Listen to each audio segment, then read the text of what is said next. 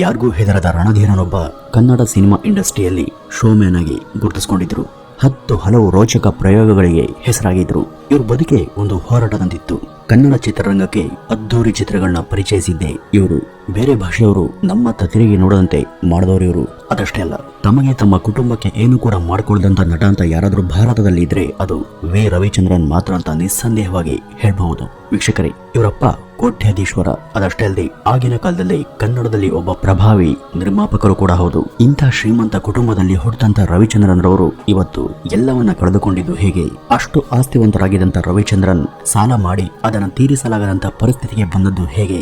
ಬನ್ನಿ ವೀಕ್ಷಕರೇ, ಇವತ್ತಿನ ಈ ಒಂದು ವಿಡಿಯೋದಲ್ಲಿ ಈ ಶೋಮ್ಯಾನ್ ತಾನು ಬೆಳೆದು ಬಂದಂತಹ ಈ 40 ವರ್ಷಗಳ ಅವರ ಸಿನಿ ಪಯಣ ಹಾಗೂ ಈ ಒಂದು ದಿಸೆಯಲ್ಲಿ ಅವರು ಕಂಡಂತ 7 ಬೀಳುಗಳ ಬಗ್ಗೆ ಇವತ್ತಿನ ಈ ಒಂದು ವಿಡಿಯೋದಲ್ಲಿ ಸವಿವರವಾಗಿ ತಿಳಿತಾ ಹೋಗೋಣ. ರವಿಚಂದ್ರನ್ ತಮ್ಮ ಇಡೀ ಬದುಕನ್ನ ಸಿನಿಮಾಗಾಗಿ ಮೀಸಲಿಟ್ಟವರು. ತಮ್ಮ ಪರಿಶ್ರಮವನ್ನ ಸಿನಿಮಾ ನಿರ್ಮಾಣಕ್ಕಾಗಿ ವಿನಿಯೋಗಿಸಿದವರು. ಜನರಿಗಾಗಿ ಇಷ್ಟೆಲ್ಲ ದುಡಿದಂತ ರವಿಚಂದ್ರನ್ ರವರ ಚಿತ್ರಗಳನ್ನ ಅದೇ ಜನ ನಿರಾಕರಿಸಿ ದೂರ ಹೋದಾಗ ರವಿಚಂದ್ರನ್ ಒಳಗೊಳಗೆ ಆ ನೋವನ್ನ ತಾವಷ್ಟೇ ಉಂಡು ಹೊರಗೆ ನಗುಮುಗದಿಂದ ಜೀವಿಸಿದಂತಹ ನಿಜವಾದ ರಣಧೀರ.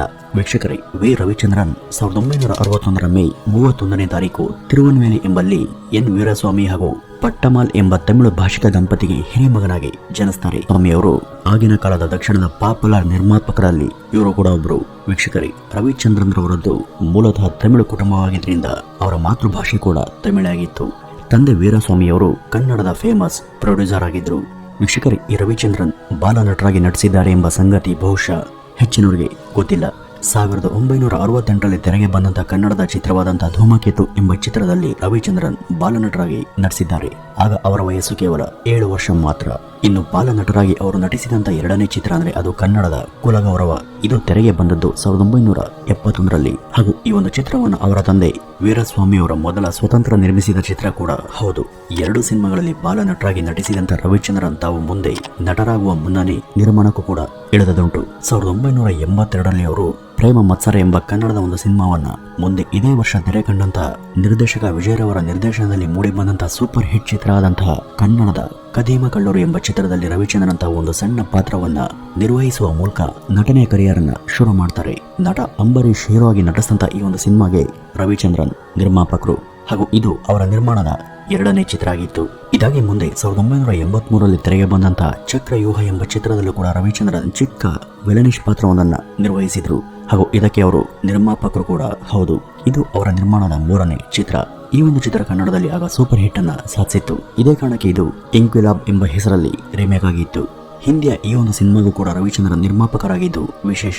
ಹಿಂದಿಯಲ್ಲಿ ಅಮಿತಾಬ್ ಬಚ್ಚನ್ ಹೀರೋ ಆಗಿ ಇದರಲ್ಲಿ ನಟಿಸಿದ್ರು. ಮುಂದೆ ರವಿಚಂದ್ರನ್ ನಾನೇ ರಾಜ, ಪ್ರಳಯಾಂತಕ, ಪ್ರೇಮಿಗಳ ಸವಾಲ್, 1000 ಸುಳ್ಳು, ಪಿತಾಮಹ, ಸ್ವಾಭಿಮಾನ, ಅಸಂಭವ, ನಾನು ನನ್ನ ಹೆಂಡತಿ, ನಾನಿನ್ನ ಪ್ರೀತಿಸುವೆ ಎಂಬ ಮುಂತಾದ ಚಿತ್ರಗಳಲ್ಲಿ 1984ರಿಂದ 1986ರವರೆಗೂ ಹೀರೋ ಆಗಿ ನಟಿಸಿದ್ರು. 1986ರವರೆಗೂ ಕೇವಲ ನಟನೆ ಹಾಗೂ ನಿರ್ಮಾಣ ಅಂತಾನೆ ಬ್ಯುಸಿ ಇದ್ದಂತ ರವಿಚಂದ್ರನ್ 1987ರಲ್ಲಿ ತಮ್ಮ ಪ್ರೇಮಲೋಕ ಚಿತ್ರದ ಮೂಲಕ ಹೀರೋ ಕಮ್ ನಿರ್ದೇಶಕರಾಗಿಯೂ ಕೂಡ ನಿರ್ದೇಶನದಲ್ಲಿ ತಮ್ಮ ಡೆಬ್ಯೂ ಅನ್ನ ಶುರು ಮಾಡಿದ್ರು. ಪ್ರೇಮಲೋಕ ಚಿತ್ರ ನಾದ ಬ್ರಹ್ಮಾಂಡನೇ ಹೆಸರಾದಂತ ಹಂಸಲೇಖರವರ ಸಂಗೀತ ಹಾಗೂ ಸಾಹಿತ್ಯದೊಂದಿಗೆ ಕನ್ನಡ ಚಿತ್ರರಂಗದಲ್ಲಿ ಹೊಸದೇ ಭಾಷ್ಯವನ್ನ ಬರೆದು ಚಿತ್ರರಂಗದ ಆವರೆಗಿನ ಎಲ್ಲಾ ದಾಖಲೆಗಳನ್ನು ಕೂಡ ಮುರಿದುಹಾಕ್ತು. ಉದಯೋನ್ಮುಖ ನಟಿ ಜೂಹಿ ಚಾವ್ಲಾರನ್ನ ಈ ಒಂದು ಸಿನಿಮಾದ ಮೂಲಕ ನಾಯಕಿಯಾಗಿ ಕನ್ನಡ ಸಿನಿರಂಗಕ್ಕೆ ರವಿಚಂದ್ರನ್ ಪ್ರಪ್ರಥಮವಾಗಿ ಪರಿಚಯಿಸಿದ್ರು. ಆಗಿನ ಕಾಲದ ಯುವ ಮನಸ್ಸುಗಳ ಪ್ರತಿಬಿಂಬನಂತೆ ಇದ್ದಂತ ಈ ಒಂದು ಪ್ರೇಮ ಕಥೆ ಕರುನಾಡಿನಲ್ಲಿ ನೂತನ ಸಂಚಲನ ಸೃಷ್ಟಿ ಮಾಡಿತ್ತು. ಈ ಒಂದು ಸಿನಿಮಾದ ಗೆಲುವಿಗೆ ಹಂಸಲೇಖರ್ ಅವರ ಅದ್ಭುತ ಸಂಗೀತ ಸಂಯೋಜನೆ ಕೂಡ ಅಷ್ಟೇ ಪ್ರಮುಖ ಕಾರಣ ಅಂತ ಹೇಳಬಹುದು.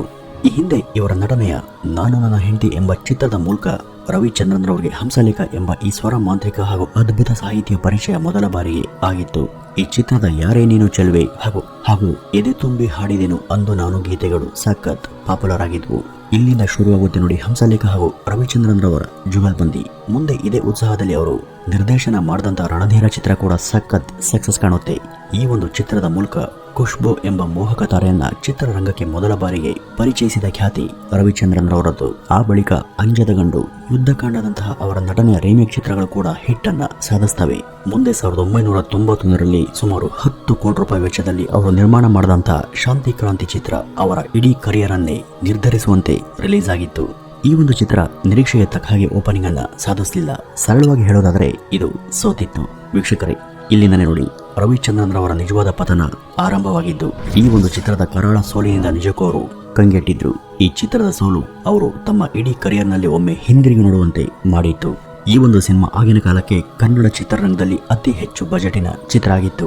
ಆದರೆ ಯಾಕೋ ಈ ಒಂದು ಸಿನಿಮಾ ಪ್ರೇಕ್ಷಕರಿಗೆ ಹಿಡಿಸಲಿಲ್ಲ. ಆದರೆ ಅದೇ ವರ್ಷ ಬಿಡುಗಡೆಯಾದಂತಹ ರಾಮಚಾರಿ ಚಿತ್ರದಿಂದ ಸ್ವಲ್ಪ ಅವರು ಉಸಿರಾಡುವಂತಾಗಿತ್ತು. ಆ ಸಿನಿಮಾಗ ದೊಡ್ಡ ಮಟ್ಟದಲ್ಲಿ ಯಶಸ್ಸನ್ನ ಕಂಡಿತ್ತು. ನಂತರ ಅಲ್ಲಿಂದ ಮುಂದೆ ಶುರುವಾಗೋದೇ ಅವರ ರೀಮೇಕ್ ಪರಂಪರೆ. ಅವರ ನಟನೆಯ ಅಣ್ಣಯ್ಯ, ಹಳ್ಳಿ ಮೇಷ್ಟ್ರು, ಮನೆದೇವರು ಮುಂತಾದ ಚಿತ್ರಗಳು ಕಮರ್ಷಿಯಲಿ ಗೆಲ್ತವೆ. ಇದಾಗಿ 1995 ಅವರ ಪುಟ್ಟಂಜ ಕೂಡ ಕಮರ್ಷಿಯಲಿ ಗೆಲ್ಲುತ್ತೆ.